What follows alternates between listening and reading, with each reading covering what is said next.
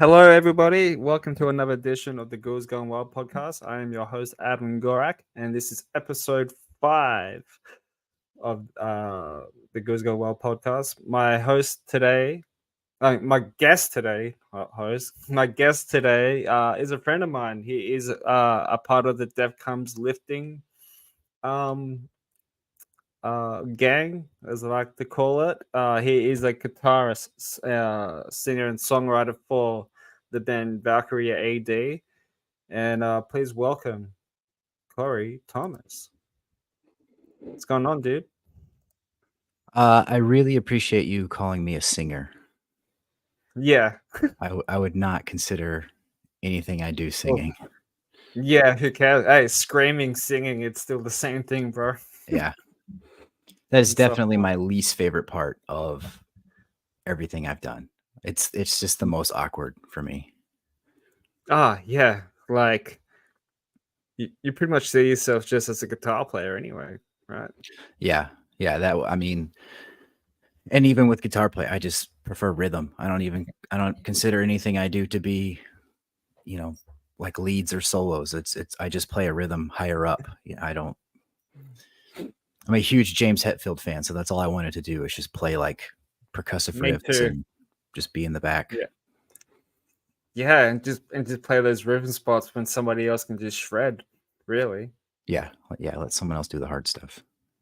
Yeah, exactly. Yeah, James Hetfield's always been a huge influence in me as a guitar player as well, but like he's down picking. Yeah, it's that's what I got this world.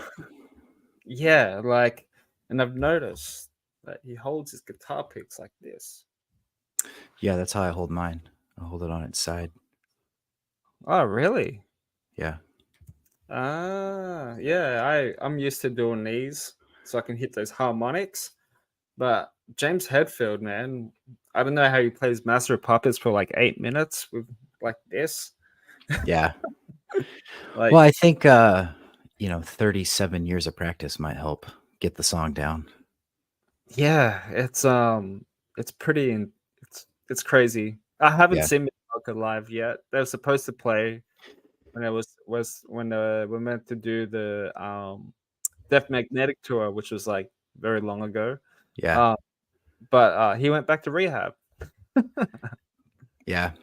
Yeah, so I live upstate New York and a couple hours away at MetLife Stadium. It's where the New York Giants play, I think. They played there just a couple months ago, and I, for some reason, talked myself out of doing it. But I haven't seen them live either. But I have to do it. I only have so many chances left. I don't know how much longer they're going to be going. Well, they fucking tour pretty much for the rest of the year, and like they probably tour Australia once every 4 years. Yeah, like, it's because the spiders. The alligators. Yeah. And how did you get into music and playing music? I think my my first interest in music probably came from, I've always been very quiet and very shy.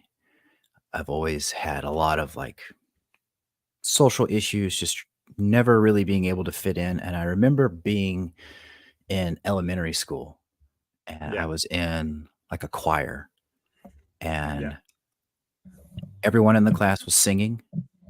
And for me, it was the first time I ever felt like I was a part of the conversation that my other classmates were having. Yeah. I know that sounds pretty corny, but that was like the first moment for me of music being like, oh, here's this thing that I kind of just as I am can fit in with. So I was always a fan of music, and then just as a listener.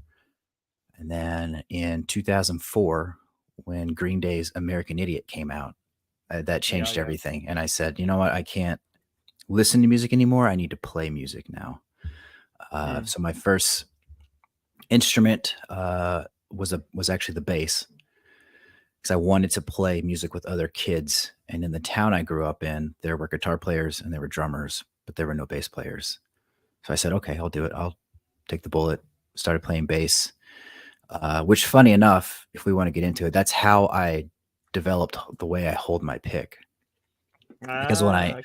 when I first got the bass, I didn't have an amp, so I'd play Yep. along with my stereo, and rather than turn the stereo down, I would just play harder so I could hear myself. And I was breaking picks all of the time. So I got these thicker picks, and then I found out instead of holding it like this, if you hold it on the side, it lasts longer. You can put a lot more force into it. And then that just carried over into guitar. Yeah, so like if you hold it kind of so the long end is against my thumb. Yeah. So I use kind of the whole surface area of the pick to play. That makes sense. I'm gonna have to try that. Makes it very difficult to do pinch harmonics, at least for me. Yeah. Because there's no, pad of the thumb to hit the string. But so yeah, I started out on the bass, and then I think it was that was May of 2005 when I got the bass, and then I think it was December of 2006 I got my first guitar. I just kind of made the transition from punk into metal, and after that happened, it's like I need 2 more strings, so I started playing guitar, and it's really been it from there.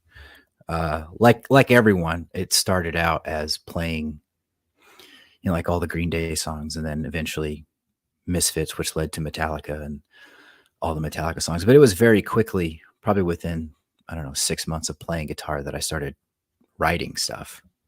Yeah. And that's been whatever, 2007 to now is how long I've been writing. Oh, wow. None of it's good. I just write it. You just write it, record it, and release it, really. For the most part, yeah. I mean, there's a lot of the old stuff that I've written that I never released and don't know that I will. But yeah, I just try not to spend a lot of time on stuff these days. I just put something together and pass it on, let someone else be tortured by it. Which is funny though, because I was listening to this EP today or yesterday, Where the Terror Reigns. Has that very old school Trivium vibe with a little bit of thrash in it too. Yeah. Like, the old school Anthrax, and I love that. And I love Trivium and Anthrax. So what you've done there is fucking amazing, dude. Oh, well, thank you. Trivium has been a huge influence of mine. I think they were my introduction into like screaming.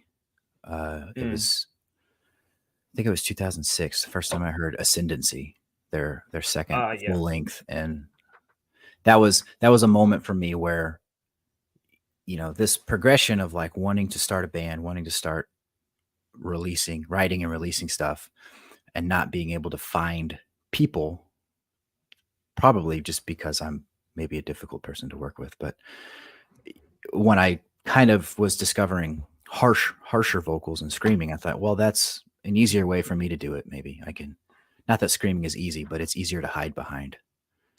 So I think with those guys, it introduced to everything. Because I'm from a very small town in Northeast Texas is where I grew up. And so heavy music just at that time did not exist. So finding something like Trivium, which a lot of people may not consider to be super heavy in comparison to other death metal bands, for me, it was just completely crushing. The heaviest thing I'd ever heard. Yeah. And it's just gone down from there. Well, screaming techniques is not that easy either. Yeah, I've learned it's something that's very easy to do incorrectly. Yeah. When you try to do a day of recording vocals, if you don't know how to scream, you're not gonna make it past one song. Yeah. I think it's happened to Matt Heathy a few times too. That's why if you listen to like Silence in the Snow and Silence in the Snow and Vengeance Fall, it's just him clean singing. And I think that's where he blew out his vocals. And then obviously Sentence, came out. Then he went screaming and singing. So he's actually taking good care of his voice now since that's happened. Like he's very Yeah, strict. he's definitely a professional. He really takes everything very seriously, and it's good to see because you know, I think on the opposite end, I'm heavily influenced by Black Dahlia Murder, and at least in the early days, those guys were always known for being like super into partying and just getting drunk, getting high, Drinking. staying up late, not taking anything too seriously. And to see Matt Yeah. Heafy, who's on the other side, who's very regimented in everything he does, and they're still, in my eyes, as equally successful and as equally good at what they do and the sounds that they make. It's like, okay, well, I'm not just lame if I don't drink. I can also kind of hone this craft. But have you seen like the day of life of Matt Heafy that he put up like maybe a month Like, ago? yeah, Yeah, yeah, he like did for Fishman Pickups, wasn't it? Is that the one? I think so. But there was one that what he like his morning routine, like even on tour, like he does yoga, he does sauna, he goes swimming, he exercises, he meditates, this guy's a real deal. Like Yeah, all vocalists should fucking learn from him because like um he takes this job very seriously. yeah, and that's probably why And they're around, at the yeah, level that they are, and at least to me, it seems like they only continue to climb. So I don't know. I don't know how it's sustainable for the guys who, how do you run around on stage if you can't just run around normally? yeah, exactly. But yeah, he's so athletic. He's friggin' yeah. Have you seen any of his Twitch stuff like that he does on YouTube? Yeah, I watched this. I watched a few of it, especially during the pandemic when the band Yeah, would do a few of those shows. I watched one of those, and it's pretty cool. It's yeah, it's definitely the future for a lot of things. It's it not is. something that I think died off with the pandemic. I think that's streaming is the way to go. I mean, look at this interview. Like, how many interviews happen now because of streaming that A probably lot. wouldn't have? I find like when the first pandemic happened, like a couple of years ago, like 3 or 4 years ago, whatever it was, everybody was doing podcasting. Everybody Yeah, was fucking starting to do their own business. Like even if it's like coffee or something else, everybody's doing Twitch and yeah, Patreon and yeah, everything, and it's still going on now. But like um, back then, like everybody was just doing podcasting because what are they got to do? yeah. Well, it's funny. I remember, like in 2020 when lockdowns happened, and I did a couple interviews during that time too, and that was people would ask like, "Oh, are you writing?" It's like, What else am I doing? What else is anybody Yeah, doing?" Like, well, it's not exactly. news. Yeah, like it's my job. It's what I'm supposed to do. Yeah. Keep myself busy.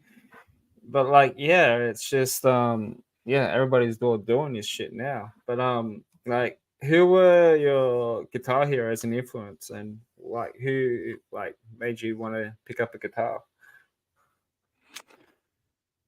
Guitar specifically, James Hetfield for one Mm, was the one who made me want to transition from bass to guitar, and then over the years of guitar, I think probably like my Mount Rushmore of guitar players. If I were to make one, it would be James Hetfield, Matt Heafy of Trivium, yeah, probably Bill Kelleher of Mastodon.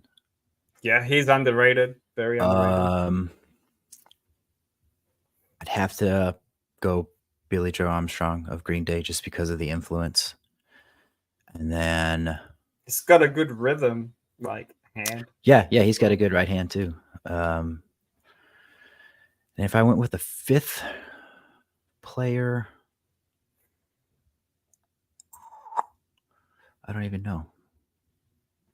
Brian Eschbach of Black Dahlia Murder. Oh yeah. See, He's you now went with that all the younger guys. now that Trevor is gone, he's the only original guy of Black Dahlia Murder left. So Uh, he's the one you can hear the most of if you listen to like all their discography, and it's all incredible to me. But yeah, yeah, I have obviously an appreciation for the older the older players, but players.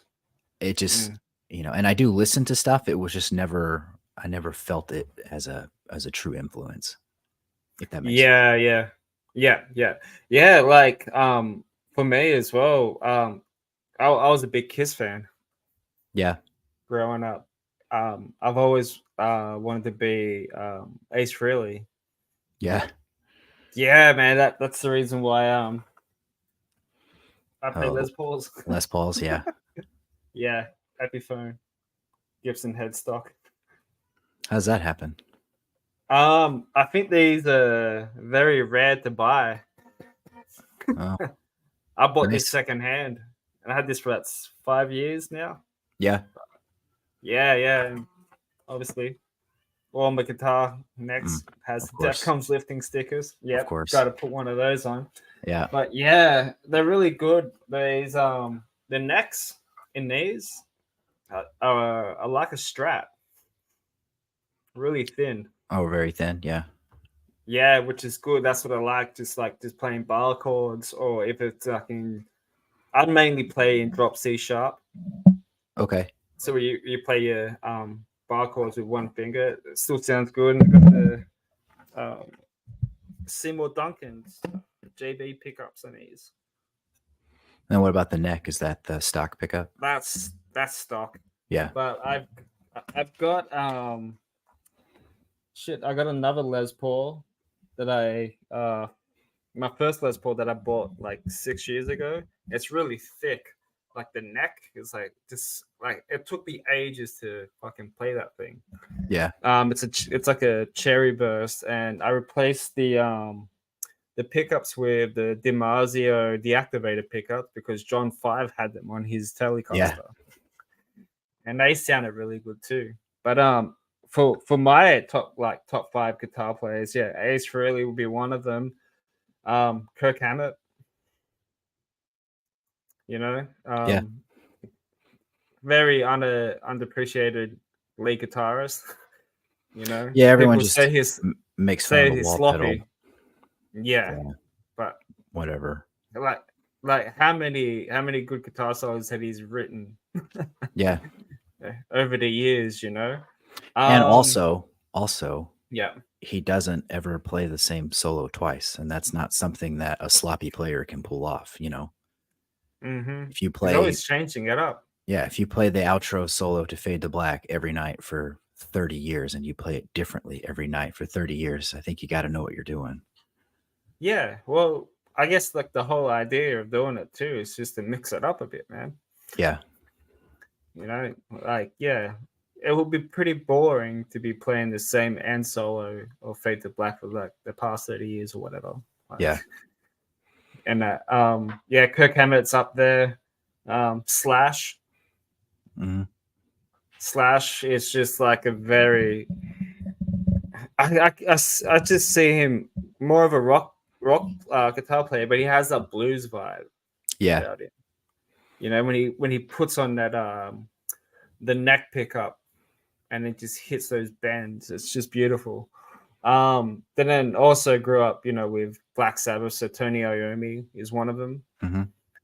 And number one's always hard because there's always other guitar players up there, but I went with Jimmy Page because I grew up Oh, listening yeah. to Zeppelin when I was younger.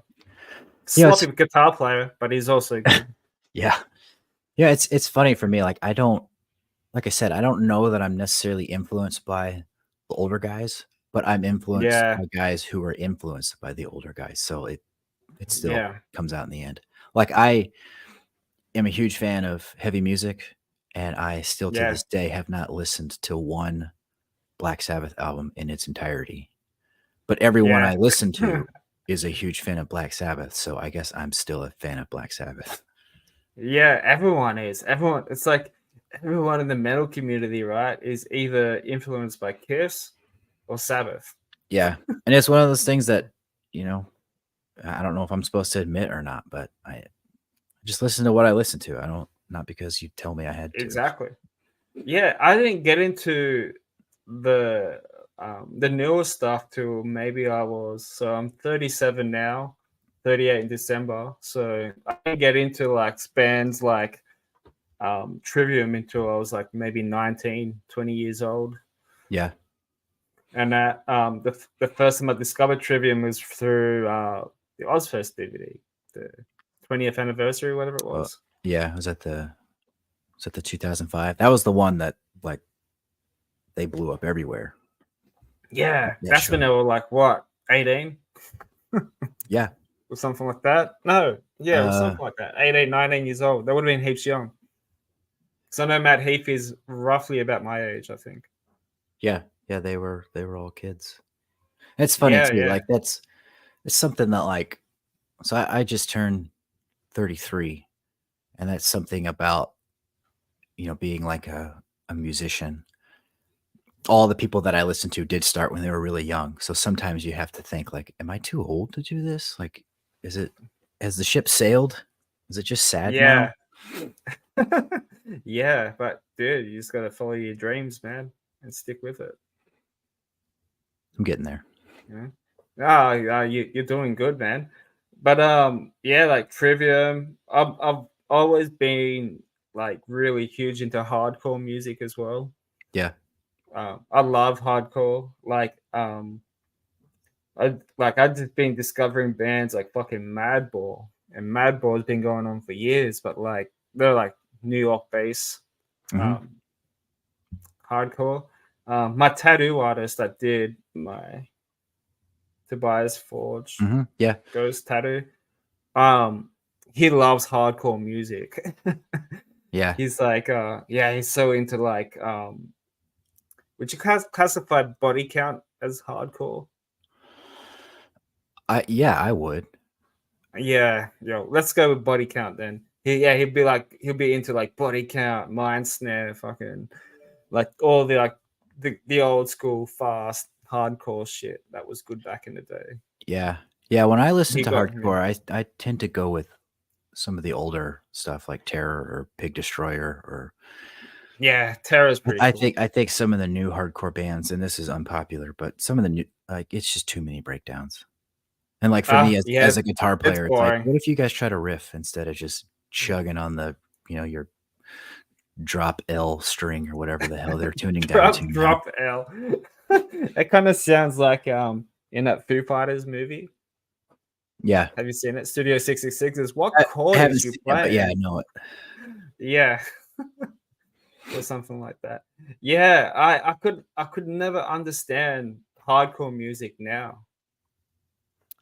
Yeah, and I don't know. That's Like that's just two old guys talking about, you know, yeah, what are the kids like thinking? But I don't know, yeah, some of it's but boring to me. It just kind of loses its novelty when the whole thing is chugging and and deep it's voice. well, yeah, chugging and bar chords really Yeah. and shit. But like or power chords. But like I listen to like a lot of Comeback Kid. Hmm. Like the last album that came out, Heavy Steps, great album. Lionheart, another great hardcore band as well. They're great. I know them. Have you heard of them? I Actually pretty don't good. the name sounds familiar, but I don't know if I know anything by them. Yeah. Maybe if I heard it. But there are like some really good Australian hardcore bands as well too. Oh yeah. So oh yeah, like very underground. Like very, very underground. Like there's bands like there's a band from Melbourne and I've seen them live once called Carpathian. They're like just like this full vegan hardcore Oh yeah. band. Yeah, like right? Or mostly fucking hardcore bands these days were vegans anyway, and straight edges and that. But they were pretty good. You know, it's funny. I don't remember what year it was. It was 2000. Doesn't matter.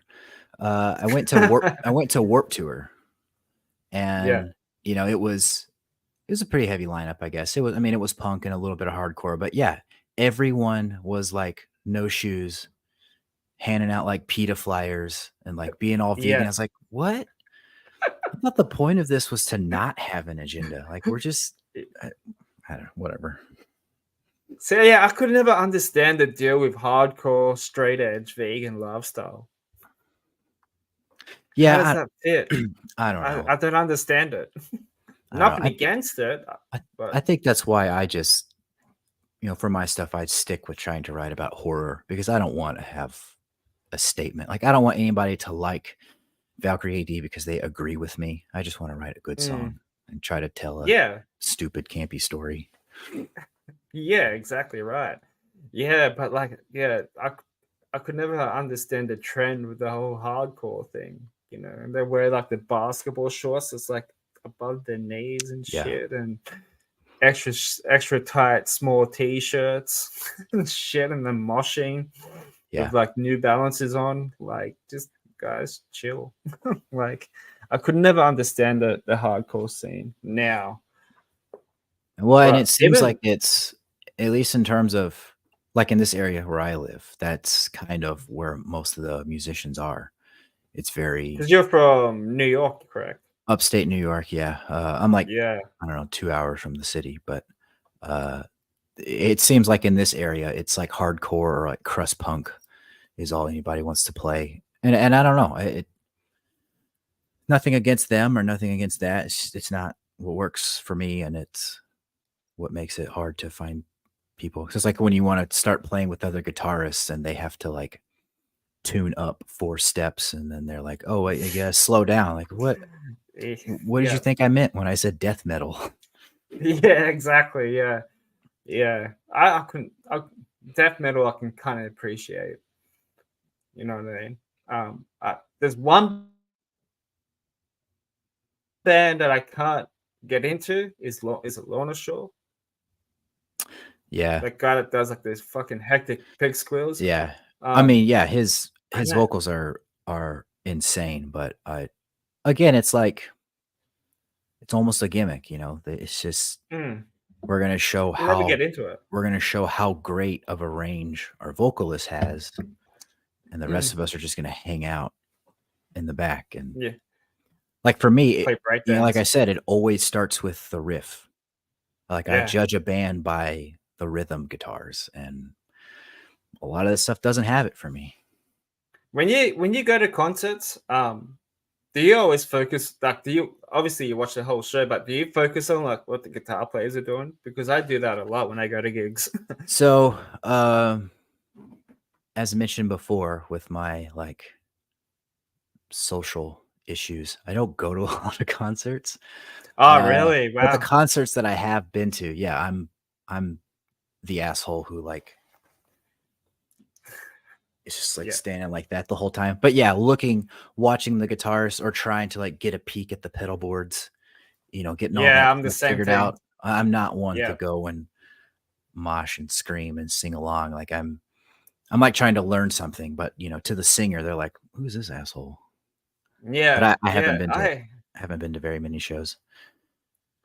Well, I went to more shows when I lived in Texas, because the city I was living in, there was a small-ish, like, pool hall that would do some pretty yeah. good shows. I actually, uh, not long before I moved, I saw Avatar there. That was a really cool show. I Um, missed out on that, man. and Fucking then they're so good. yeah, that was a really good concert. That was right after, what's the album? Feathers and Flesh? I That's when think they so. were Is that touring that. okay? Um, but and then the year before that, I saw John 5, and actually, it was a birthday present. Oh, I got to meet him, but it was like the meet and greet was like I me and met him 3 too. other people. So that's the kind Oh of stuff man. I can handle. Yeah. Well, that's all right. I met John Five with Rob Zombie 5, 6 years ago. Yeah, That's when John Five, Gingerfish, and Piggy D. Piggy D best is line like one of those other guys that I want on the podcast as well. best lineup they ever had, in my opinion. Well, Riggs is back now, but yeah, Yeah, I don't know if which is cool.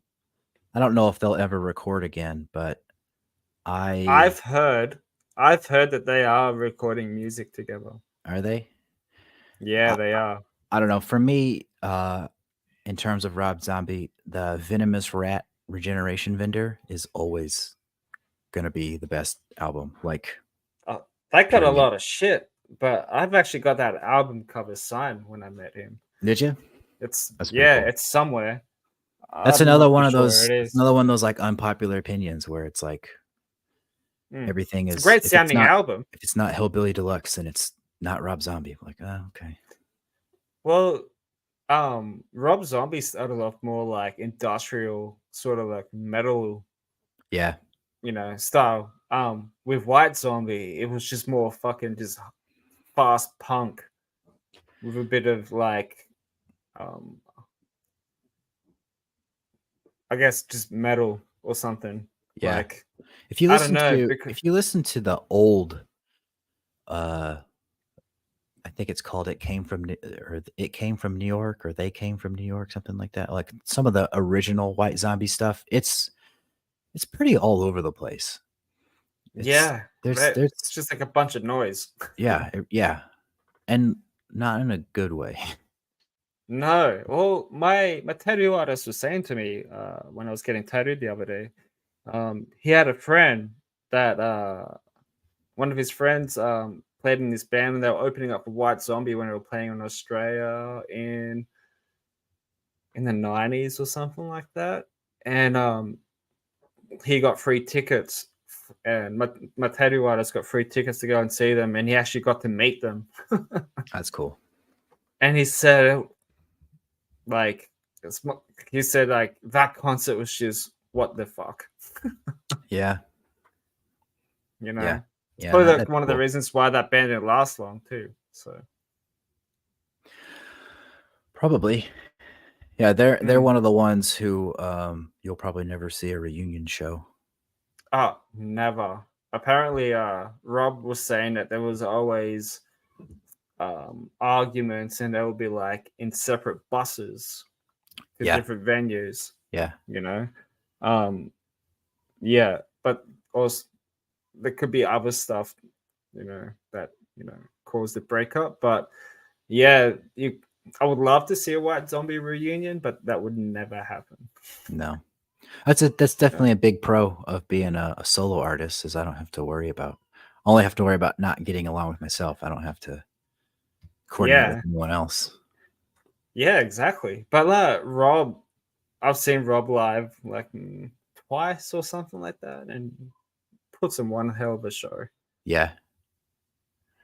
Like he's what 56, and he can still fucking run around and do little fly kicks and Yeah. Yeah. he's He's vegan too, by the Yeah, I was way. gonna say he's another big vegan lifestyle guy. He Him doesn't post and too Sherry much both. of it.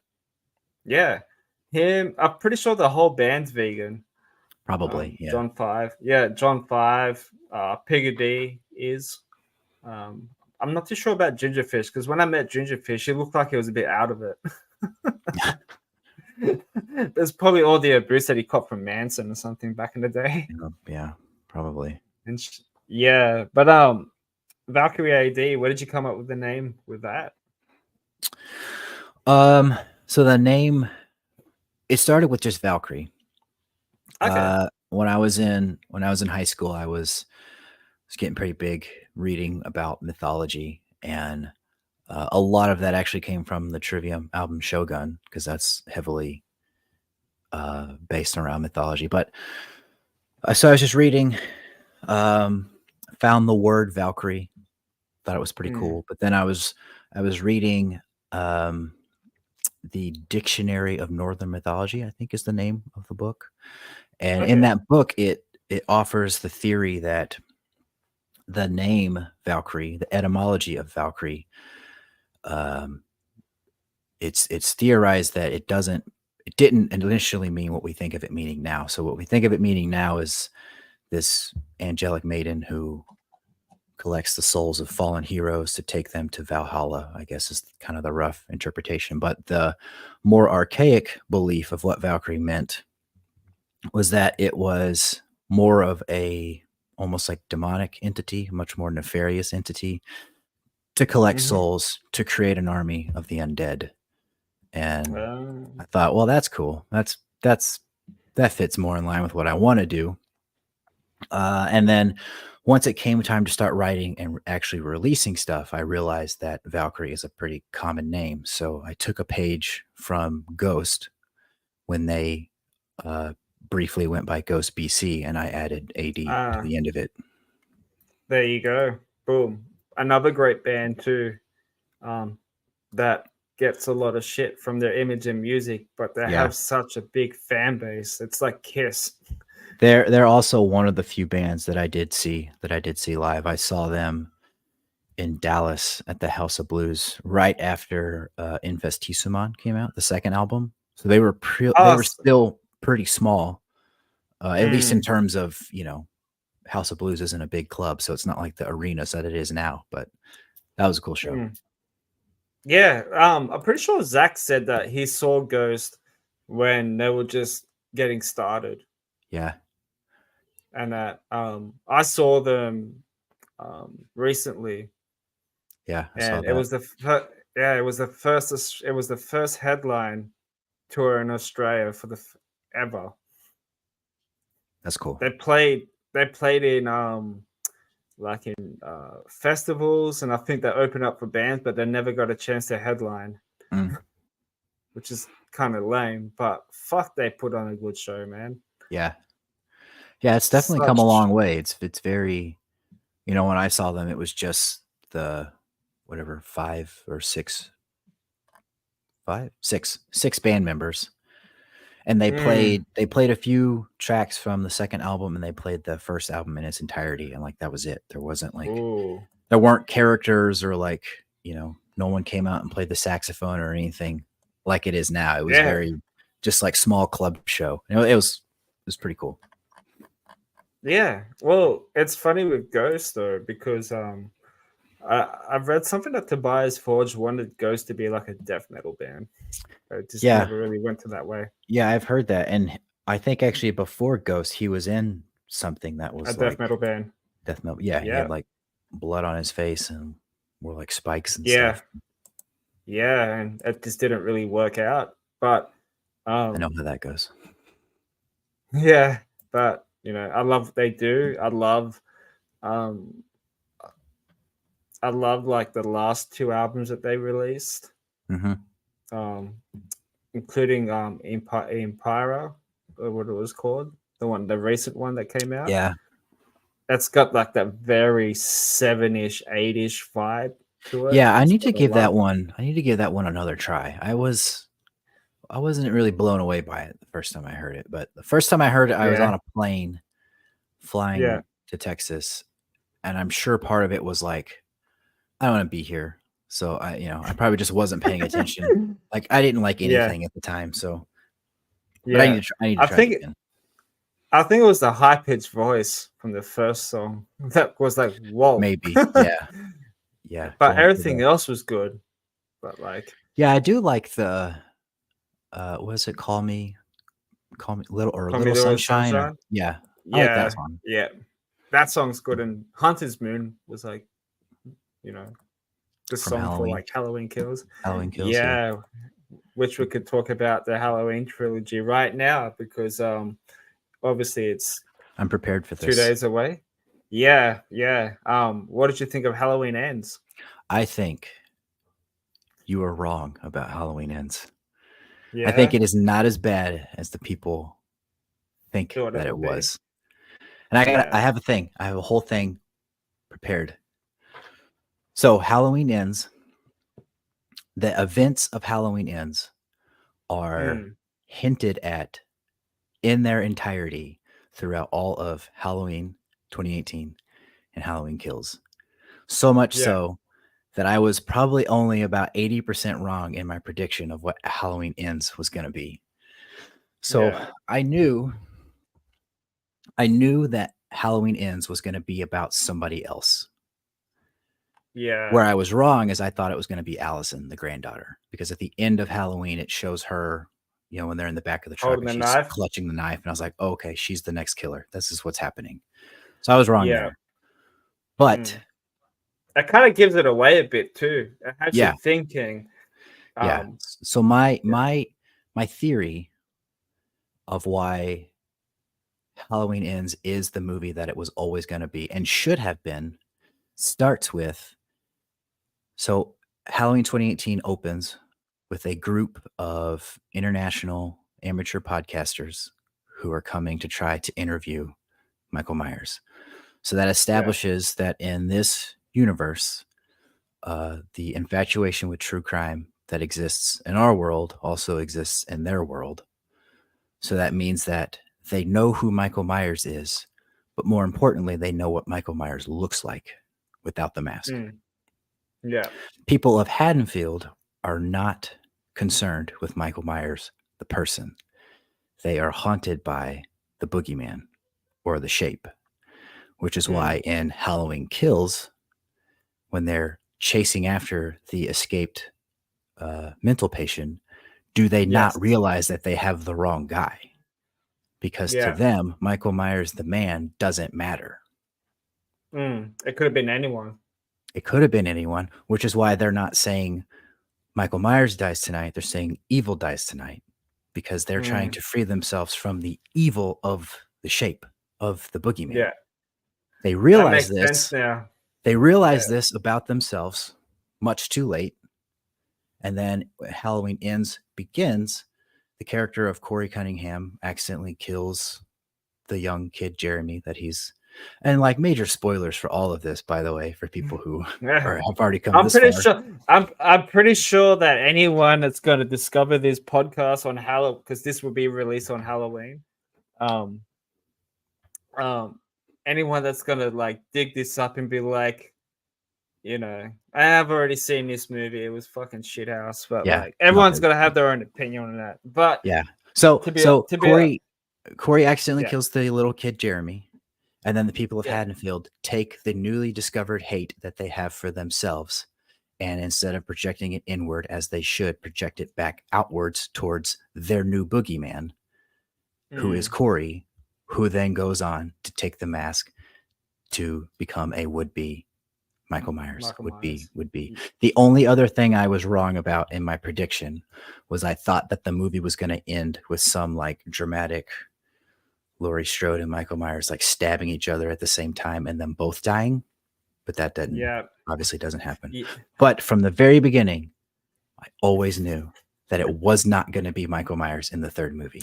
And you know what? You know what? The people who are upset about it not being Michael Myers are the same people who I'm willing to bet would be upset if it was Michael Myers and they said, wait a minute, in this movie, he's supposed to be 65 years old and having lived in the sewer for 4 years after having the shit kicked out of him by the people of Haddonfield. That's not realistic.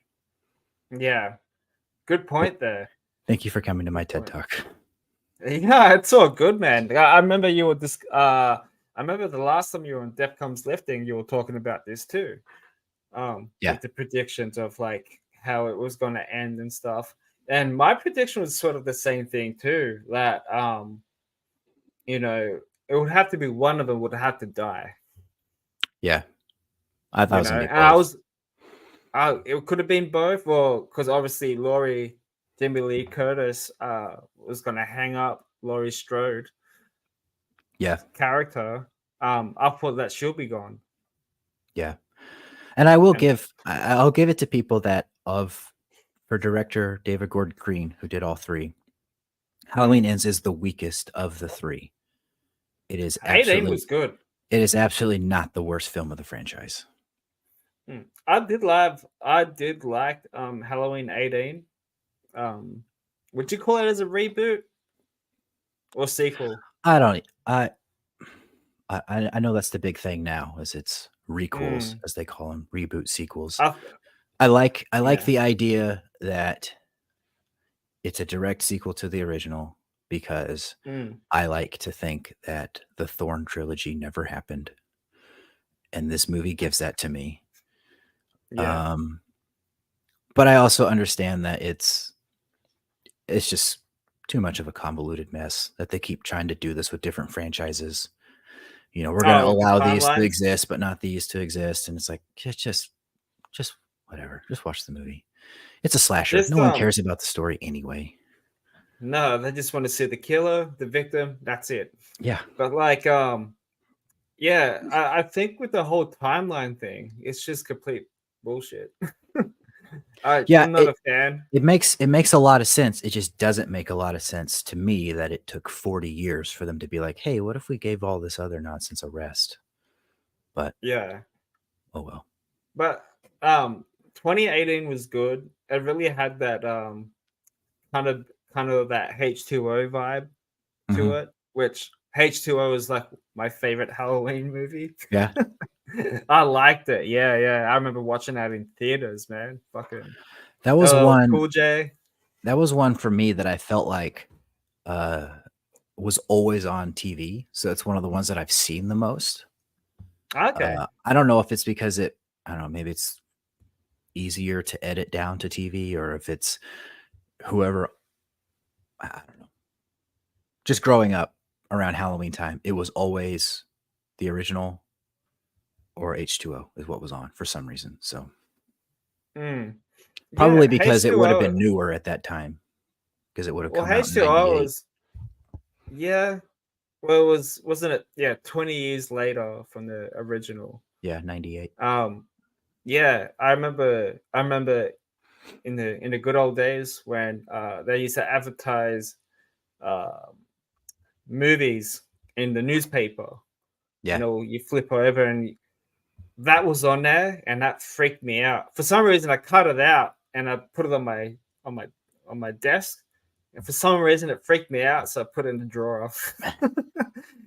I think it was just the cover with the mask and shit Yeah. like that. Be cool if you still had That it. kind of freaked me out. Oh man, it could be in a folder at mom's house. Who knows? That's But cool. yeah, 2018. Yeah, I loved it. Halloween Kills is okay. I didn't like the acting, to be honest. The acting was a bit. Yeah, I mean, all of the Evil Dies Tonight stuff gets pretty Oh tiring. yeah, that was just a. But I think Halloween Kills is better. It's a better movie if you watch it. Same with the original sequel, the Mhm. 1981 Halloween 2. If you watch the first one and then you immediately watch Halloween Kills, then it's just one long movie because it's all the same night. And I think it's better that Mm. way. Then you just go from a movie that builds up and then it just, Michael Myers goes off the rails and then it ends, as opposed to, oh, we're just watching a rampage. Yeah. Well, that's how I kind of saw Halloween Kills, was just him just fucking people up. Yeah. Really, Yeah. It you know, just he goes was just berserker. pissed. Yeah, which is pretty cool in a way, but like it kind of reminded me of Rob Zombie's Halloween, Yeah. It's another one of those which I things that also like, like. it's another one of those things that I think is always frustrating about horror is it feels like horror fans are particularly hard to uh please in any way. Like if Halloween Kills came out the way it was, and some people were like, it's just over the top and gory, and there's nothing going on. But if they had more story, those people would be like, I wish it had more kills. And I think True. that's just horror. It's kind of like Star Wars fans. Like it's never gonna be right for everybody. So just Mm. shut up and watch it. Like, I remember when Halloween Ends came out, and I went and watched it. I was really excited to watch it because I'm like, okay, I hope this is better than Kills. yeah, And then the ending of Ends, I was just like, what the fuck did I just watch? yeah. I mean, the ending was a little corny, I guess, but I still, The crowd surfing. yeah, yeah. That Yeah. was a little goofy, but I also, I still think that it's what we got. It's like we knew it was coming, Mm, and also to your point too, I really like Rob Zombie's Halloween. Also, that was the first one that I was yeah. able to see in theaters, and I feel like that always ranks a movie higher for me. Is Was a it the theater experience. was it the uncut version? No, it was the theatrical version. So when I Oh, okay. bought it and saw the uncut version, I was like, I don't remember this happening. Yeah, exactly. Yeah, same. Because they had the normal version on Netflix, and Mm, I got the director's cut or the uncut version, which is like 2 hours and maybe 15 minutes long, whatever it is. yeah, Um, yeah. Obviously they didn't show the scenes in the prison how with he the two escapes. inmates. Yeah, Yeah, I think they kind of cut that part off, but yeah, I love Rob Zombie's Halloween, man. I thought the storyline to it was great, Yeah, I liked, in my opinion. and again, it's another thing of, with Rob Zombies, I liked the backstory, which people didn't Yeah, like because I Michael liked it. Myers isn't supposed to have a backstory. But then people also like parts 4, 5, and 6, which is all about Michael Myers' backstory. Yeah, It explains this whole like, oh, he's part of a cult and he's, following the powers of runes. It's like that's way more stupid to me than just an abusive stepfather. yeah. Um, I like what Rob Zombie done. It's I'm pretty sure like Rob Zombie never wanted to touch that movie, but then they'd be like, "We want to do another Halloween movie," you Yeah, know? he didn't want to make that one or his second one, and that's why the second one is No, even more off the rails.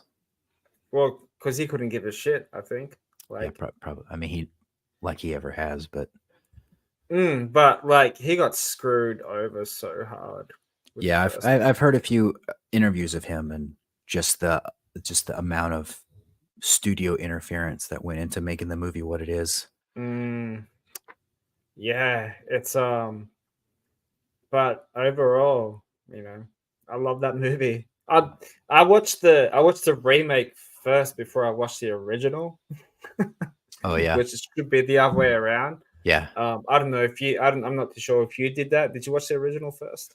The original was really my introduction to horror at Ah, okay. probably too young of an age.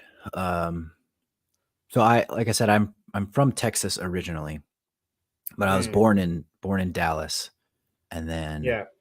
the summer after kindergarten, we moved out to the country, Northeast Texas. And the y- only reason why that matters is because the memory takes place in the house in Dallas. So I was either 5 or younger, and I saw Yeah. Halloween, and it was the scene where you think everything's over, and Laurie Strode is like slumped over in the corner, and then slowly in the background, out of focus, the shape sits up, and that was it. I was hooked.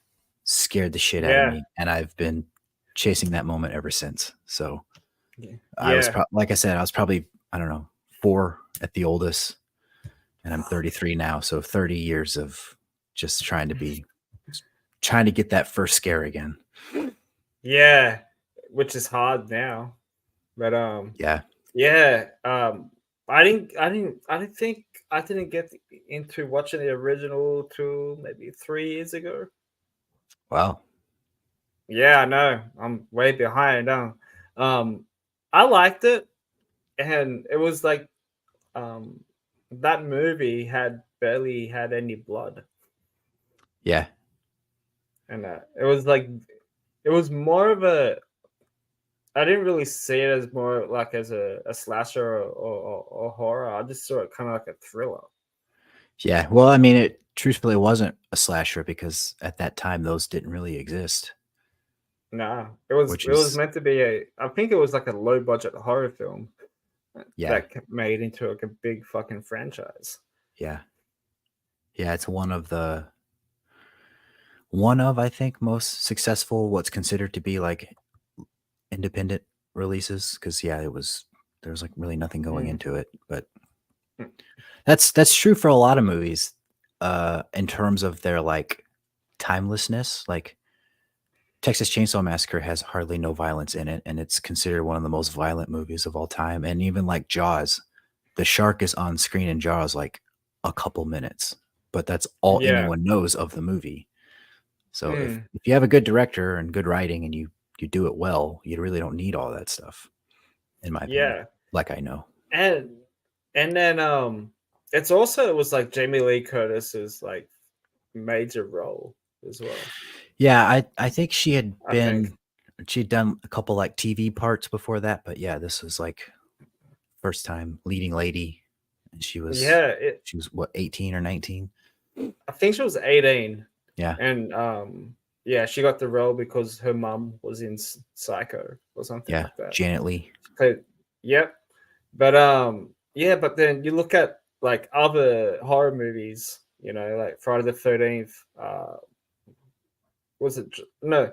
It was Kevin Bacon. That was his first major role. Yeah, in the first Friday the 13th. Yep, and Johnny Depp in Nightmare. Nightmare. Yeah, so seeing like those well-known actors when they were young taking those roles, and then you see them now.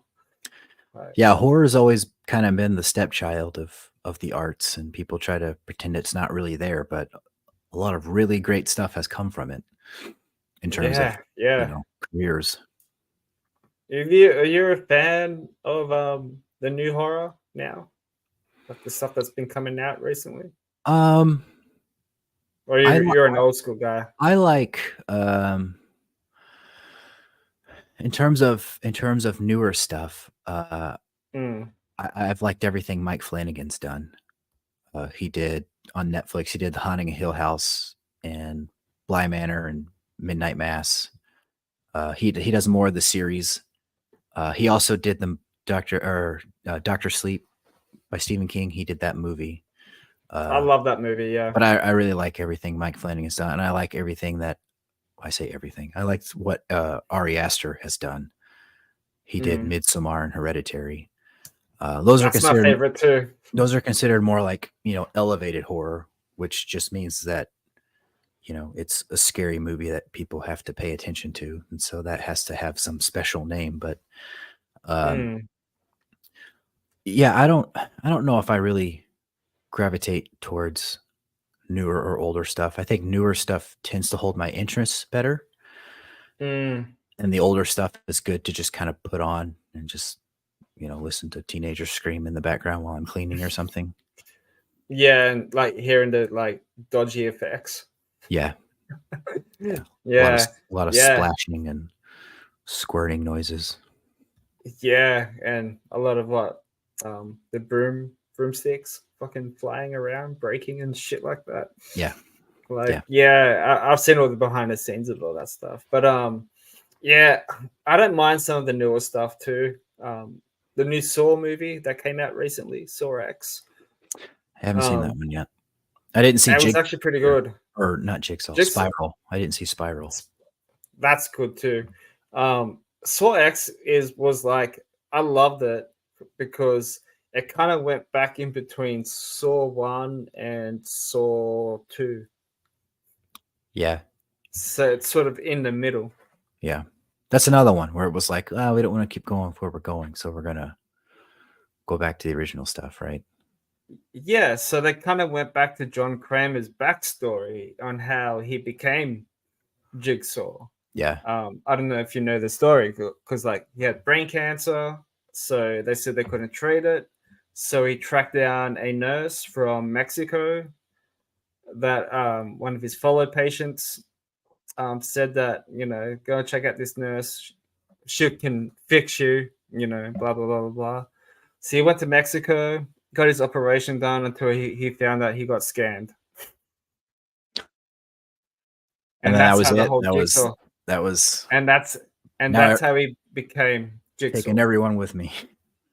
Yeah, yeah, pretty much. There was one scene. I don't want to give too much away, but there was one scene in the movie, um, where he kidnapped this guy and he put like C4 explosives in his hand and inside his arms, and he had like these two knives in his hands. He had 3 minutes to take out the C4 explosives before it blew up, and he survived it.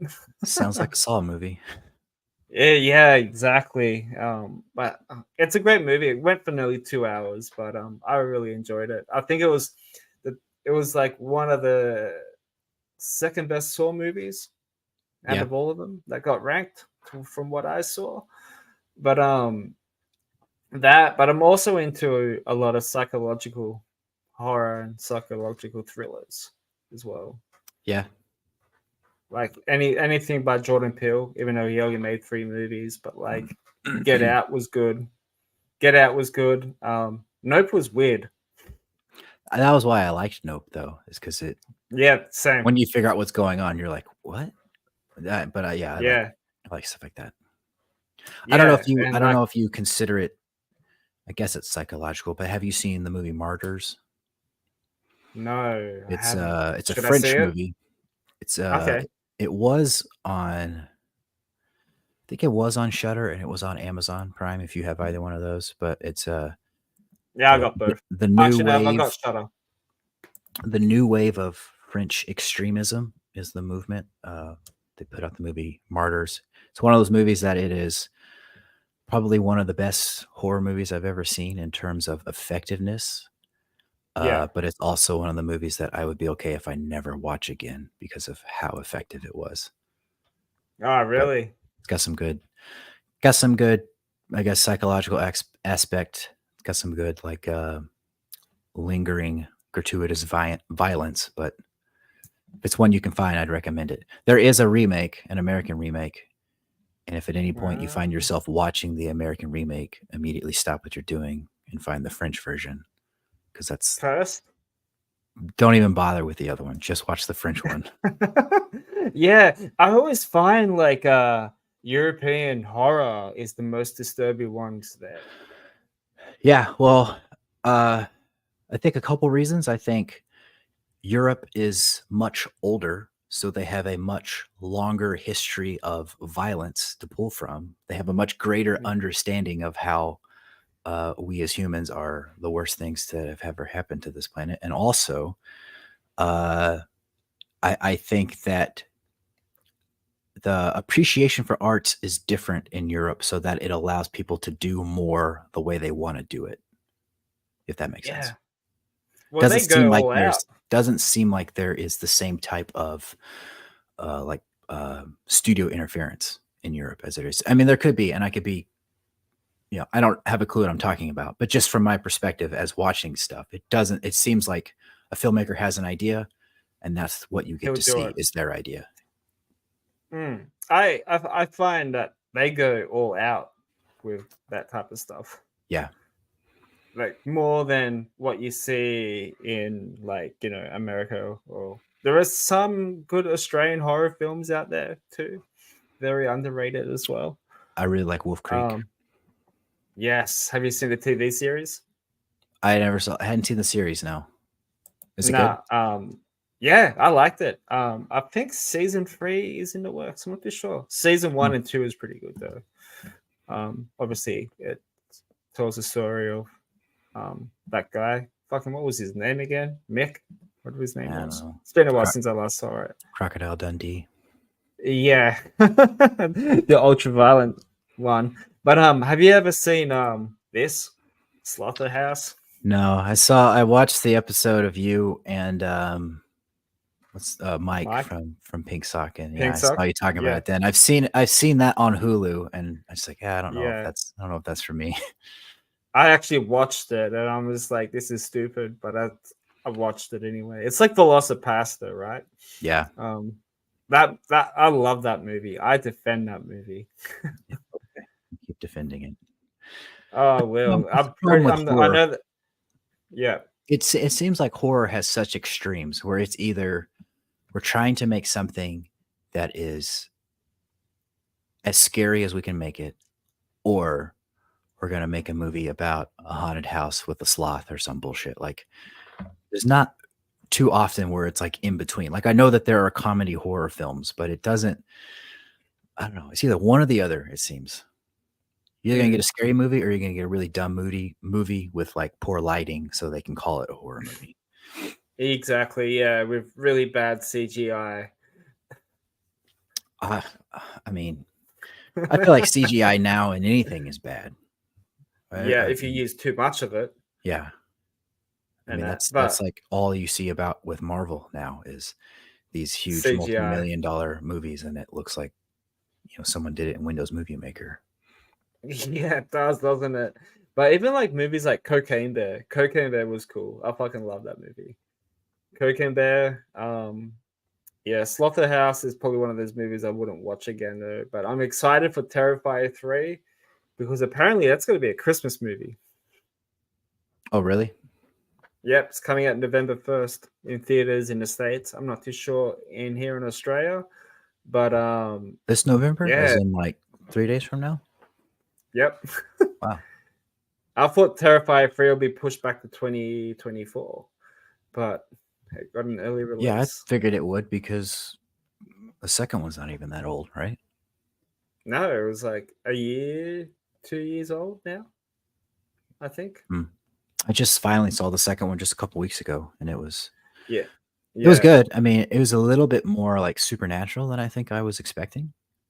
Yes. Yep. Me Uh, too. Yeah. but you know, all those grindhouse films, like you have to people who talk about like the first one being ultra violent, like it's a grindhouse film. Uh, It's is that like this is what you're getting. Isn't it like you're talking about Quentin Tarantino, correct? Because he did like the Grindhouse series, correct? Well, he did a movie called, or did he do it, or did Robert Rodriguez do a movie called I Grindhouse? think But I think it's Rodriguez. okay, the actual term I think so. Grindhouse comes from like ultra violent schlocky movies from the 70s that were just, Yeah. you know, exploitative and bloody and gross, and they were usually like a double bill if you could even see it anywhere. That's what Grindhouse is. Yeah. It's Because just about trying to upset people. because they done Planet Terror and Death Proof under that. Right, I'm yeah, pretty sure. Yep. And I'm pretty sure Rob Zombie was supposed to do Werewolf Woman of the of the SS. Yeah, SS, but it never happened. that would have been cool. Dude, Didn't he make a trailer for the movie that like yeah, I think it showed was like, during the double feature, something like that? yep, yeah. I think it went for like 3 minutes. It had like Nicolas Cage, Yeah, and maybe obviously his someday. wife was. Oh, who knows? He could probably he might still have the script somewhere Yeah, probably. and that. But yeah, Terrifier 3 is coming out November 1st. I've caught up in all the Conjuring movies now in order. Yeah, I actually quite like them. The Annabelle movies are really fucked me up in the head a little bit. I Like only saw the the first first one. two. The second one was a complete mind fuck for me. Really? It really messed with my head for a little bit. But I watched The Nun 2 the other night, and I actually didn't mind it. No, It was okay. I watched the first one, and I think it I was one of wasn't a those fan. movies. It's one of those movies that like I watched it, and I think I like got up and left the room, and I came Yeah, back, and I was like, how did we get here? And then I just never, never pay went back to it. attention. But and I like The Conjuring. I like the first Conjuring. Yeah. The third one, I don't know. I was kind of out of it. I Is that like, The Devil Made Me Do It? yeah. I think Yeah. that one could have been better. That one, I always call the Conjuring movies Jesus Christ superhero films, because in all three of those Yeah. movies, it's all about how Jesus is our savior, and the only Yeah. way to defeat Yeah. evil is by praying and whatever. But And and crucifix. Yeah. I like the first two Insidious. Yes. Yep. I think The last one, the Red Door, whatever it yeah, I was. haven't seen that one yet. I wanted to like try to watch It's good. the rest of them again first, but I saw the first Mm. one in theaters, and that was probably the best theater experience I've ever had in terms of a horror film. Like Yeah. it was like a crowded theater, and I remember people like getting up and leaving. People were like screaming. There was one point there was a jump scare, and like down front you just saw like a bucket of popcorn go in the air, like someone just like lost their minds, and it just made the movie so much more intense because everyone Yeah. else was freaking out about it. But I don't know, That's what I like. if you watch it now, you're like, wait, what is this about? But to Yeah. see it with other people, it was a lot of fun. That's what I kind of miss about watching horror films in theaters. It's just for that experience. Yeah. You're there in a dark room with a big ass screen, and there's like, a half-packed cinema or something like that. I remember when the reboot of It came out. I went and saw that in theaters when that came out, and it was packed. And the scene where Georgie got his fucking arm bit ripped off, Yeah. people were freaking out, and I was just standing and I'm like, this is cool. Yeah. It's the same way Like, like the haunted houses, haunted attractions, walkthroughs. Like if you go and you get in a small group when no one's reacting, you're like, well, that's kind of lame. But if you're with people who are screaming at every small noise, whether or not it actually scares you, it still makes it feel scarier. So put you Yeah. in the headspace. And so, yeah, I always like to try to see stuff in theaters when you can, but sometimes it's not worth the price. No, it's so expensive, and sometimes like yeah, I have to travel fucking um like another 30 minutes to watch this movie. That's not in, Oh, yeah. in a theater. I fucking hate that because like um where I live, they weren't showing fucking Terrified 2. Yeah. I had to go up to the bloody city, which is an hour and a half away, to go watch it. And it was only for two Mm. nights only. And I'm like, I think I might just wait till I could probably just maybe download it or something. Yeah. Because obviously it's got to be on Peacock or whatever it was, or whatever streaming service what it was on.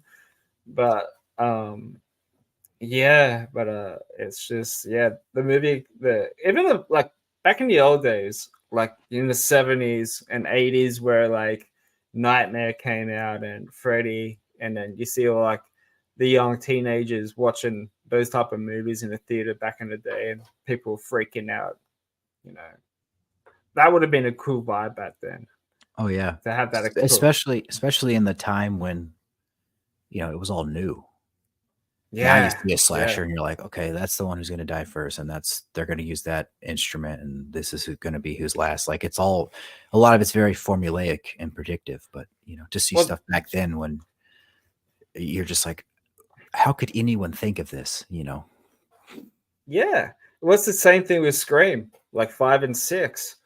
I was a big Scream fan, like Ghostface tattooed. That got me into horror too, by the way. Yeah, I Yeah. have. I still Scream haven't. came out. What's that? I still haven't seen 5 or 6. I own them. 5. They're right Yeah, back there. I just haven't watched them yet. yeah. 5 was good.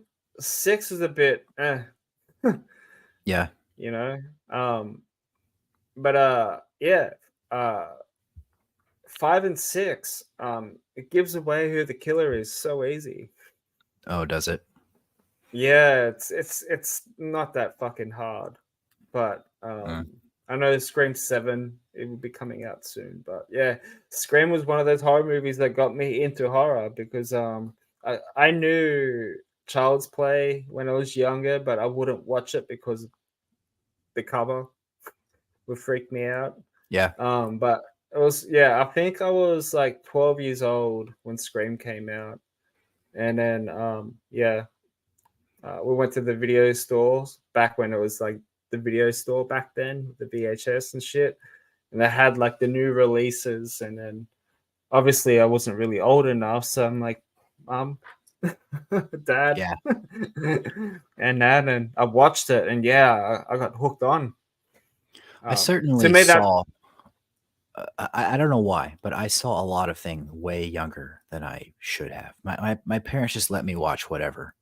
It's like oh, really? I have 2 kids now, and one of them is 4, and like I cannot Yeah. imagine him watching Halloween, but apparently I did. But Ah. Scream, we rented that, and I think that was 98, right? 96 or 90. 96. 96. So I was 6 or 7 when we rented that, and I saw it.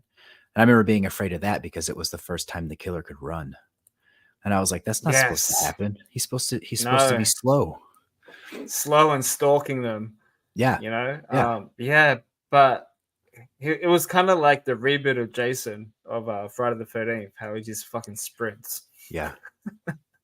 But Scream was great. To me, that was like a really good slasher film Yeah. back Yeah. then. Yeah. I liked it then because I thought the kills were scary, and I like it now because I think the commentary and the meta that it's all known for is hilarious. It is. There's a lot of cheesy lines in that movie as well. But like, had I didn't pick it up like when I first watched it, but I've noticed it when I watch Scream every now and then. The scene with Drew Barrymore when she gets tied up, you see her intestines falling out. Mm-hmm. Yeah, I just notice it like a couple of times every time yeah. I watch it.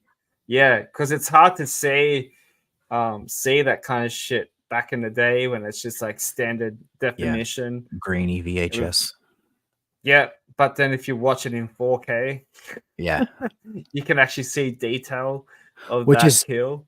which, when you watch some of the old stuff on higher definition, it's impressive to me that it is still done well. Like it wasn't like Yeah. oh, we can make this look crappy because no one can actually see it. Like they still put Mm. time into the practical effects, which is why I think Yeah. practical effects will always be far superior. Well, with the technology that they have now, they can do anything, really. Yeah, it just usually costs too much or takes Yeah, too long. that it's I've got like Evil Dead, Evil Dead 1, 2, and Army of Darkness on Blu-ray. Yeah, Watching that on Blu-ray. Fucking amazing. yeah. Like Army of Darkness, great movie. Evil Dead Rise as well, great movie. The reboot, another I like great movie. I like the reboot. Yeah, that was another one I saw Yeah, in theaters. So I think again I like it more because of seeing it in theaters. But yeah. Oh, because you just have that experience. But yeah, yeah, it took me a while to like the reboot. But the more I watch it, I think the more I appreciate it more. yeah. I think Yeah, if they had maybe named it, if they had just given it a different name, more people would have liked it. But because it's supposed to be in line with Evil Dead, I think if it had just been yeah. another cabin in the woods film, I think people would have been like, "Wow, that was really good." But when you're trying to compare it to something else, it's probably where it fell apart. Well, they didn't want to do another Ash Williams character in there, so they went Yeah, with a female. yeah, And which is but fine. like, I'm yeah, fine with horror movies letting the villains die every now and then, which is why Halloween Ends was supposed to be someone else. yeah. You reckon there's gonna be? I've heard there's gonna be a TV series or something. I'm not too sure. I'm seeing this in like in the group pages and shit like Yeah, that. I saw someone just purchase the rights to the franchise, and yeah, they're going to do a series. And I don't know. How's it gonna work though? That's the thing. They Yeah, did it with Scream though. yeah, and I They never did it with. saw the MTV Yeah, that series. was season 1 and 2 was kind of like trashy, but the third season was a bit was decent. But Yeah.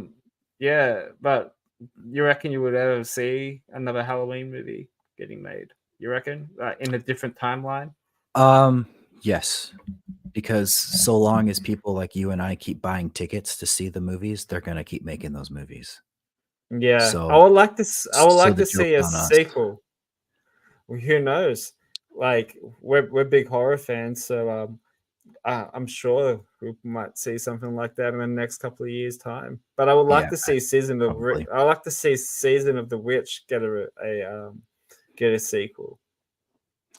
So what I think I think this would be good for the series, Mm, like the TV series.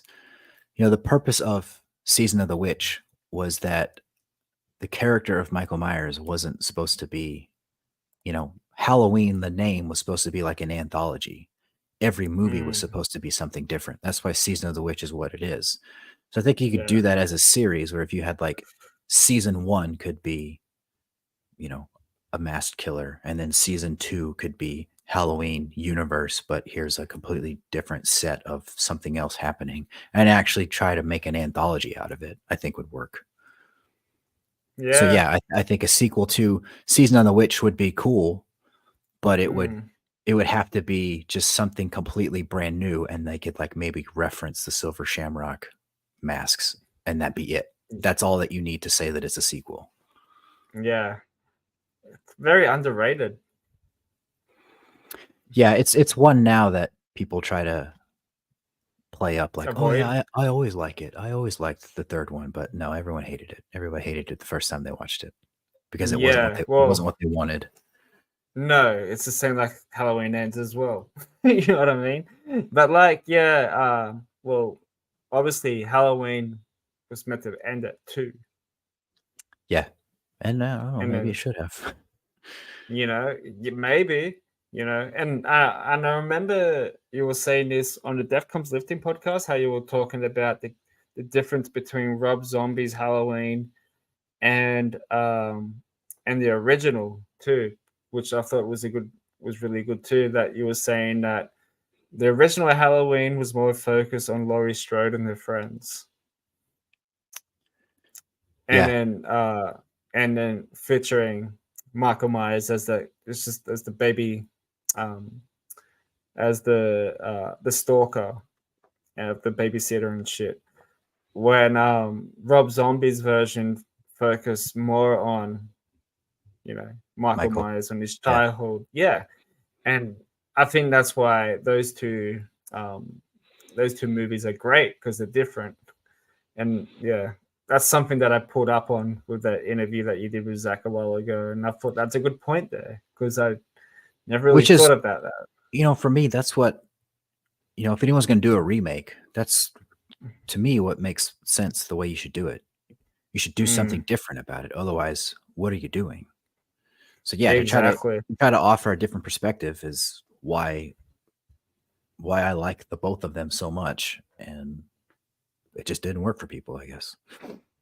Yeah, people expect too much out of a big franchise like that. Yeah, I don't know. So a couple of years ago, I started writing for Death Comes Lifting. I did like horror Yeah. reviews for movies and books and stuff, and I found out very quickly that it is significantly easier to say something bad about a movie that is good than it is to try to say something good about a movie that's bad. Yeah. And so I don't know, maybe because of that, I try to carry that over into any book or film or, whatever that I watch or read. Yeah. And so maybe I'm too lenient for some movies, but I just don't think things are really ever as bad as people think they are. And I also don't know if things are Yeah. ever as good as people think they are. Yeah. Yeah. Before we finish up, there's a couple of things I want to ask you about as well. Your top 5 horror movies. Top 5 horror movies. So, as people have probably noticed by this point in the interview, I tend to give much longer answers than I need to. So, Yeah. I think the honest answer for me, the reason I love horror so much is the vastness of horror. Yeah. It's almost easier to say my top 5 slashers and my top 5 home invasion and my top 5 ghost and top 5 found footage and top 5, all of these subgenres on and on than it is to try to just like narrow it down to 5. Because if I tried to Yeah. give the top 5 right now, it's probably not the same top 5 as it would be next week. So point being, just don't judge me from my top 5. But right now, my top 5 movies, horror movies, might be John Carpenter's Halloween, John Carpenter's The Thing, Yeah. Rob Zombie's House of a Thousand Corpses, William Friedkin's The Exorcist, and Stan Oh, Winston's Pumpkinhead. oh, Those are my top. Pumpkinhead's always been in my list.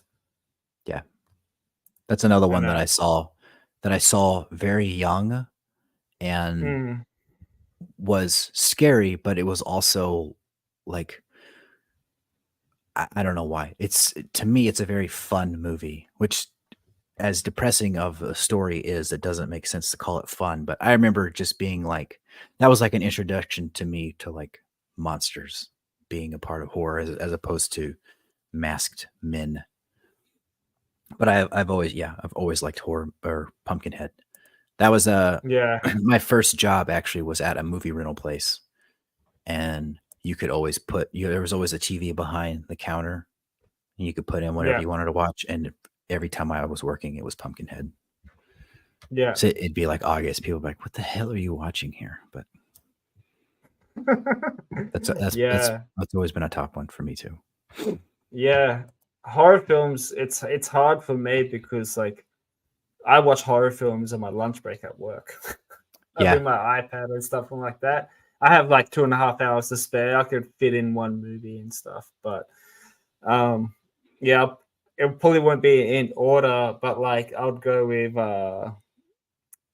Rob Zombie's Halloween because that was the first to watch. Um, the original Texas Chainsaw Massacre, obviously that. Yeah, I was see, gonna go with the remake. I didn't even put that on my list, and Yeah, I'm already like, oh yeah, no, that should be one of my top fives too. So like, yeah, I got the hat on. It was either that or the reboot. The reboot was good too. the one with Jessica Biel, Yeah, the one that or Michael Bay yeah, Michael Bay. directed. Yeah, I thought that was good. Um, shit. See that's when it gets hard. Scream will be one of them because that introduced me to horror. And maybe some of the newer stuff. Like I said, it always changes, but uh, definitely, definitely Saw one. Mm-hmm. The first Saw movie, that was pure genius. That movie. Yeah, anyone who after the fact said they saw it coming is full of shit. Yeah, nah, man. Um, I know I saw something on Eli Roth's History of Horror, whatever it is, Master of Horror on Shudder. They were talking about the slasher genre, and they were talking about how James Wan and the Australian director that was in the movie and directed the movie, Saw movie, um, they Lee both Wanell. met it. Yeah, I can't remember. Is that him? Lee Wanell, yeah. Yeah. Um, they both met in film school together. And then decided to make, let's make a horror film. It's just about like just two guys in a fucking basement waking up. They don't know what's happening. Those are the best movies sometimes. Yeah, it is. And then that's how what's his name? The guy that played Jigsaw. I don't know the actor's name. Yeah, Tobin Bell, I think that's his name is. He was barely in the fucking movie. He was just pretty much laying there dead. And then he's like this big horror icon now. Huge icon. And I just had to lay down for 2 weeks. Yeah, exactly. Yeah, you saw the meme. That's what I'm waiting for. Yeah, exactly. But one more thing as well. Oh, yeah. How did you get with the Def Comes Lifting doing like the article thing, like the review thing? So my, again, long answer. My introduction to Death Comes Lifting was in March of 2019 was when my first release came out, Tales from the Wicked. Yeah. And I have always been really bad with marketing, which is why no one has ever heard of me before. But when that first EP came out, I just on a whim found Zach's page, found Death Comes Lifting on Instagram, and just saw that he was, horror, fitness, heavy metal, whatever. And I was like, well, I kind of fit into this. I'm just going to reach out to this guy and say, hey, here's this thing I did. Listen to it. He's the first person I ever reached out to who I wasn't, related to. And he listened to it and he said, hey, it's great. Love what you did. Be cool to have you around and promote your stuff. And that was really what started the relationship, I guess. And then, just over the years, we've gone back and forth, and he's always one of the first people I send stuff to, and he's the one who like introduced me to the concept of putting music out so that other people can maybe hear it. So he's solely to blame for me putting out as much music as I have. But when he started his Patreon page, I was a patron at the time, and he would do an alliterative day, Motivation Monday, whatever Tuesdays was. Yeah. And he like sent a community post that said, hey, we need something for Thursdays. And so I responded and said, what about Thriller Thursdays? And you can just have someone post a review every Thursday. And then I think everyone voted on it. And then that was, because there was a few other options. And then that was the one who everyone kind of voted for. And then he sent another community post that was like, so this is it. Who wants to write for us? And I was like, oh shit, I didn't know that it was gonna you're gonna turn around on us. So I Yeah. submitted a writing, the first writing for a book review of The Exorcist. Okay. And that was it. He was like, hey, this is great. What about next Thursday? And then I did, for the exception of there was one other girl who wrote 2 or 3, and then I think I missed a couple weeks, but for 2 weeks straight, I put out every Thursday a book or a movie. More oftentimes a book because I'm better at reading than I am at watching movies. But I did it, and then it was at the start of this year that I put a pause on it because I felt like everything was starting to just be a little flat. I felt like the quality was dropping because when you write something with that high of a quantity, sometimes it just starts to feel a little phoned in. At least in my opinion, it did. And couldn't tell if anyone was actually reading anything. It wasn't really getting any feedback. And I was like, I think I might just be bothering people at this point. I'm just another email for people to delete. And they're like, this is Yeah. an email that no one actually asked for. So yeah, I convinced myself to kind of give it a pause. And then now Zach has revamped his website, and he's starting to post some of Yes. the old stuff that I wrote on there, and then looking at trying to pick back up where I left off to do some new stuff, and maybe not the same frequency, but I don't know. I'm one of those people that I believe that, like with songwriting or article writing or whatever, the only way to get better at it is by doing it. So if I want to Yeah. be a better writer, I just have to start writing again. Yeah. Now, that's really good when it comes to that type of things too, and that's really good that he's actually put your name, like, up there as well. Obviously, you playing, like, you're in a band, you're doing music as well, and it's another good way of people finding out who you are, and um, you know, obviously about your band as well. Yeah, I'm But just yeah, desperately trying to appear relevant, so I'll just show up any way I can. I'm willing to sell out to anyone. I don't care. yeah, Doesn't even have to be the that, highest bidder, just a bidder. I will give everything to. yeah, exactly right, man. But like, one more thing as well. I keep saying one more thing because there's no. I've been waiting to, like, actually chat to you in person for a while now, since we've been following each other on Instagram since I discovered you on Death Comes Lifting, and you've probably been a supporter of Death Comes Lifting since the beginning. Pretty early, yeah. Yeah, like I said, early Yeah, 2019, I think. But yeah. he's I think it was after.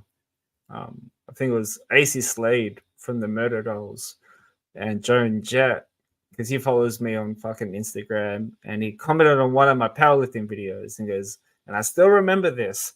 And he's like, "Are you hip to wear Def Comes Lifting gear?" And I'm like, "What?" I have a look. Had a look. This is what I need. yeah. Follow. He followed me back. We became best friends. Yeah. He's a pretty cool guy. I Oh, I would love to for meet him in person though. for a time I was always posting stuff with the fitness, and because I do work out, but I don't know. Like I said before, I'm really bad with social media. I hate it. I hate having to like post shit and think of the right hashtag, and it's all so dumb. But I did fall Uh, into like, oh, I gotta make sure I get a selfie of me wearing this shirt, looking tough, doing a dumbbell curl, and so I don't think I'm good for his brand when it comes to that kind of stuff. Like I'm just so bad just at it. wear But it. he's Yeah. certainly helped me out a lot. So for me, I think with the review writings, I that's an easier thing for me to get behind and keep up on than it is to try to be an athlete. Yeah. Well, the same. Like, he's been promoting a lot of my powerlifting stuff when I used Yeah. to do comps. I haven't powerlifted, haven't done any comps in the last 3 years. So I'm getting older now, but like, I think I'm kind of just, it's I've been doing a lot more yoga and just a lot more just hypertrophy Yeah. um workouts and just staying fit, man. And then Yeah. slowly getting back into rock climbing again and stuff like that. So Oh, that's cool. yeah, rock climbing. My sister does like the outdoor rock climbing, so she'll go to the mountains and shit and Mhm. does all that. But I stay safe with the fucking indoor stuff, man, Yeah. because I know if I fall, it's all Someone's good. there. Exactly. But yeah, powerlifting, it was fun at the time. I really enjoyed it, but it's just too much, man. Yeah. Well, and strength training, those are a lot longer workouts sometimes than going in and just doing a couple sets of If 12 and getting a pump and getting out of there. exactly, well, like I um I want to do another comp until like because I'm almost 38 now. But if I wanted to do another comp, I got to train for like at least 6 months or something like that. Yeah. It's hard. Yeah. It's Yeah, hard work. I don't know.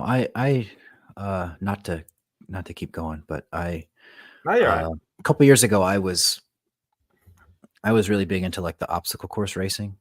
Um and they're a lot of fun, but once you do them a few times, because they don't really change, they don't get like new obstacles every year, and it's the same venues. It's like once you do them a couple times, you've done them. Like I don't, Mm, but the price goes up. So it's like I don't want to pay more to go do the same thing again because I'm cheap like that. So my training yeah. typically tends to stay focused on more like muscle building stuff because I'm a vain asshole. But I just don't post it, so that means I don't actually go, right? Yeah. I used to, not so much anymore, man. It's just like I'm not really It's competing for anything. Yeah, but it's the same way with recording for me. Like I say I'm in the studio. When I say I'm in the studio, it means I'm sitting in the chair that I'm currently seated in because this is my studio. But I'm Yeah. recording right now, and it's the same thing. Like I don't want to stop recording to set up my phone and take a picture of trying to look tough while I'm recording a Yeah. rhythm track and then try to post it. Like that stuff just drains me too much. I'd rather just do the thing that I'm talking about doing rather than take a picture to prove that I did the thing, you know? Yeah. But everybody's doing it, dude. Social Yeah. media, it's just Yeah. it's taken over the fucking world, bro. It's Yeah. like, And it guys, do sucks something because better of yourself. when you're solo, independent, underground, or whatever, you just get buried because there's Mm, people that, that's all they do or just send emails and post shit. And it's like, that doesn't help me in what I actually want to do, which is be a better songwriter. So I just hmm keep putting stuff off and getting 2 listeners a month, and that works for me. I'm on to the next one. And you're gonna make that friggin' that dollar, Yeah. Yeah. with Spotify and all that shit. Yeah. But 6 cents it's per 1,000 streams. fucking it's bullshit. Yeah. But, You know, I never expected to make $1 from this. I do it because I like it. exactly. It's the same thing with me when I'm posting up these. I've only been doing this podcast for 3 weeks now, 3 or 4 weeks now, and obviously I was doing Pink Sock for 3 years, which I'm still doing a bit now, Yeah. every now and then when I can. But I have to stay up to fucking 3 a.m. in the morning, man, to do it. Yeah. It's rough, but like I don't really care about the streams or anything like that, man. Like I just do it because I like to do it. This is what I want to do. I'd like to have people like yourself and like having Edge Von Johnson from LA Guns was fucking great. Yeah. It's pretty You cool. know, he was such a rad dude. Loves his horror movies and everything, and uh, I think yeah, he said that he's gonna try and get Yerky from 69 Nines on Oh, here. yeah. Yeah. That'd be cool. So Yeah. I that would don't, be cool. for me, like success or Mm, whatever to try to define, like I've done a few interviews now. over the years since putting stuff out, and Mm, most of the time it's people reaching out to me, and like I don't know what the audience is. I don't know how many people hear the interview, but for me it's successful because I got to sit down with someone and just talk to mm, someone who was interested. Like mm.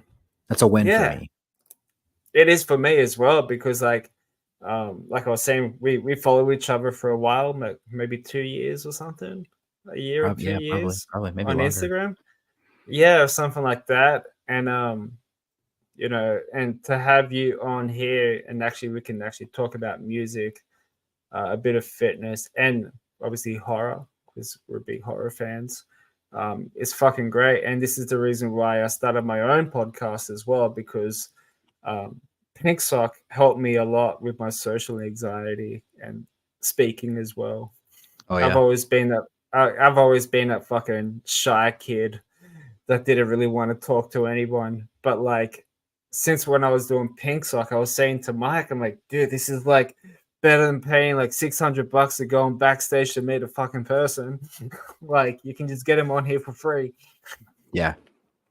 you know, and stuff like that. But new music coming soon? Any chance? Yeah, so I'm recording 5 songs right now. One Awesome. song everything is recorded except for the last song needs to have the rhythm stuff done. And Mm, then they all need vocals, which takes the longest because I that's the part I put off the most. Uh, yeah. and then and then yeah, just mix it, uh, master it for like a day because I don't know how to master stuff and then put it out. So at this point, I'm hoping for I don't know if it'll be into this year, so it'll probably be early next year. Get the next release out, start Yeah. writing again for the next one.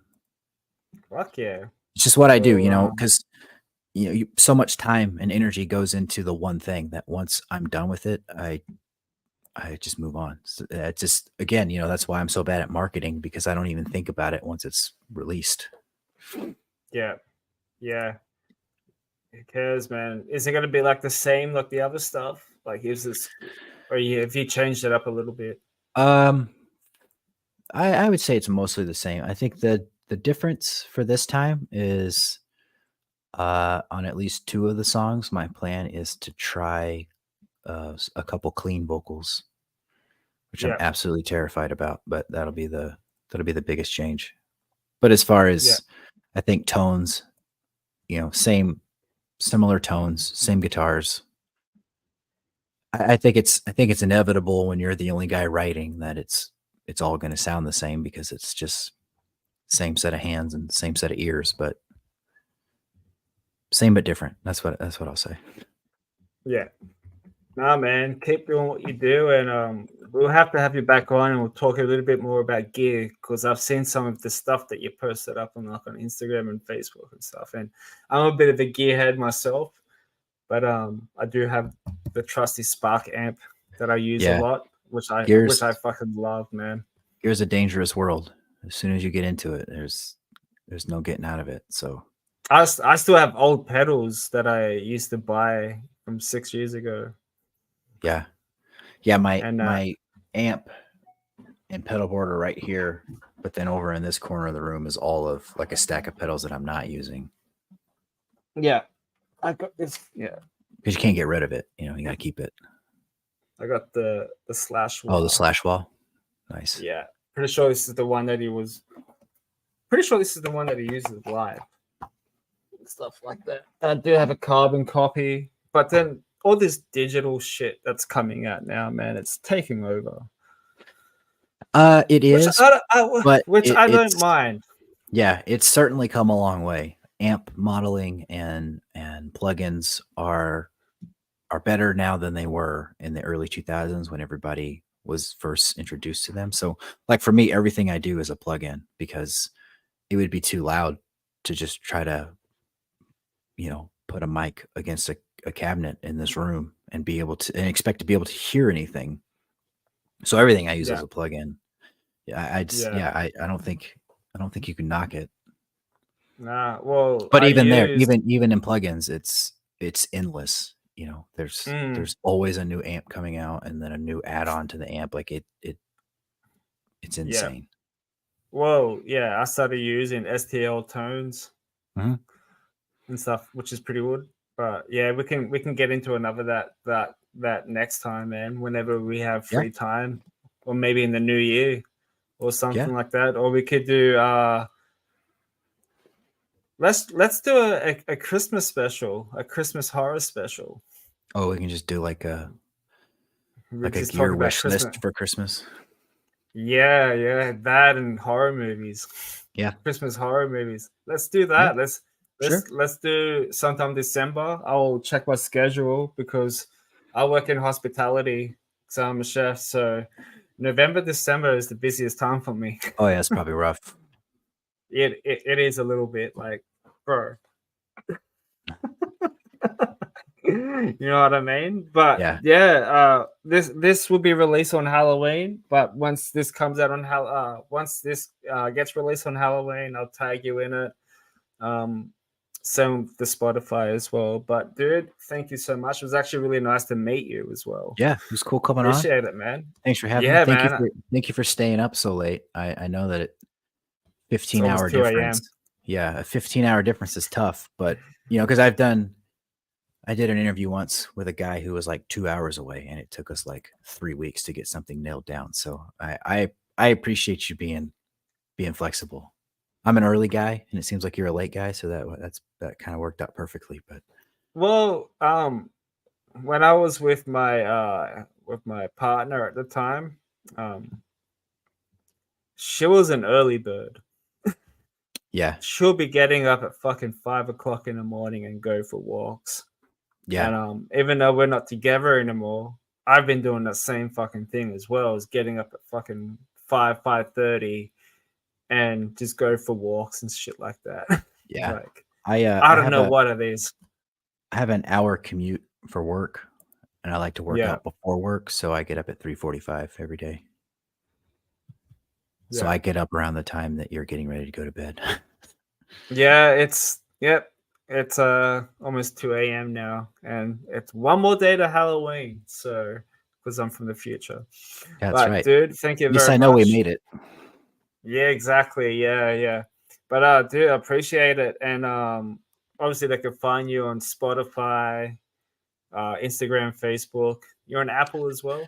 Yeah, so I use DistroKid to put my music out. So every you put your music through there, and then they distribute it for you. So anywhere you can find music, uh, Valkyrie A.D is on there.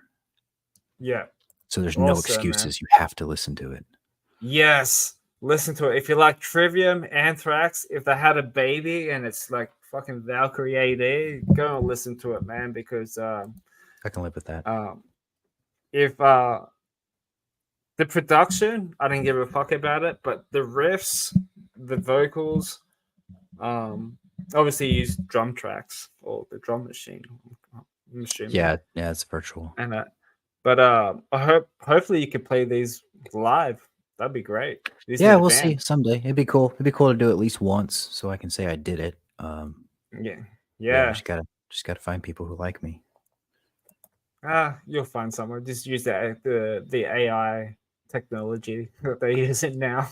I'm getting there. I consider going like full black metal route, you know, because a lot of those guys are all solo musicians, and you know, you'll just play live and you just have the drums as like a backing track and just do it that way. Like no one's coming to watch me anyways. They want to hear music, so who cares if there's anybody there?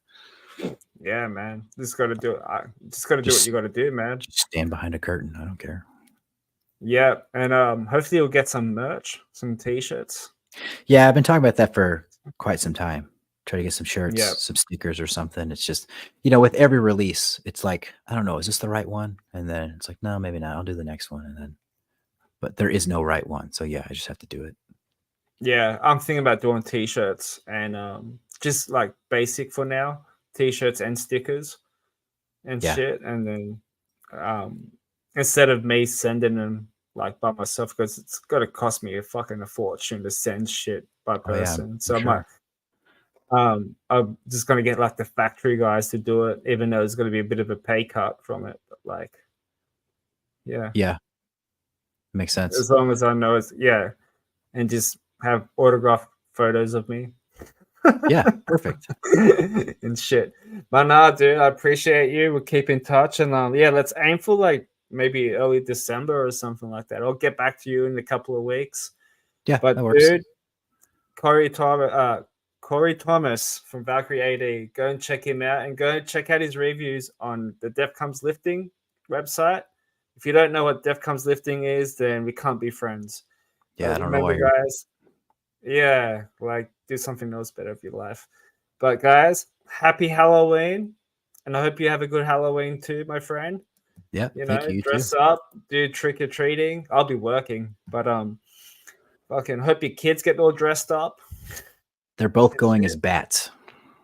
Hell yeah, I need to see pictures of that. Yeah. But dudes, appreciate you for coming on, guys. Happy Halloween, and remember, be kind and stay creepy, guys. See you next time.